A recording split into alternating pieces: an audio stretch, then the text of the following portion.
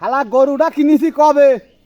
এই শালা হারাম দাদা করে কই 4টে করে ঘাস কাটিলে গরুটা খান লাগবি, সামনে রোদায় বেচা লাগবি। আর সমুদ্রের ছাওয়ালরা যায় ওই তোর ফিল্ডিং সুদায়, ফিল্ডিংয়ে খাওয়াবো না। আসি শুনি ভাই। আমার বেবিওয়ালা খাইছে রে সামনে বসাইয়া। কি রে আব্বা তুমি হেনে? হয় তোমার সাথে কথা কব বলে মেলা দিন ধরে করছি নি কথা, বুঝছাও? কি কবু ক? মেলা দিনের সাধনা আমার বাপ। আজকে কথাটা আমি কবই। আমার যে একটা জিনিসের অভাব, তুমি কি কিছুতে বুঝতে চাও না? তোর কিসের অভাব রে? তুমি মনে করে দেখো যে আমার কি জিনিসটার অভাব, তুমি মনে করে দেখো। আমার মনে হচ্ছে না তোর কোনো তার অভাব আমি থুইনি। আজ 18-20টা বছর তুমি আমাকে জিনিসটা দাও নাই, আমাক দেওয়া লাগবে জিনিস এখন। তুই আমাক ভাঙি ক।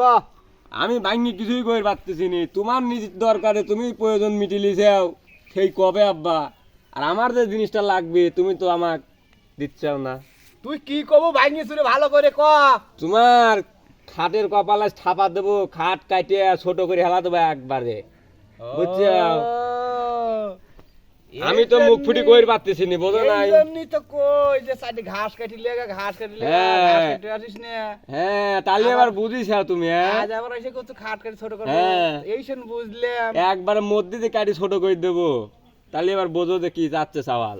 শোন আব্বা, এডি কিন্তু আমার ফাইনাল কথা, আমি আর বেশি কিছু কব নাই।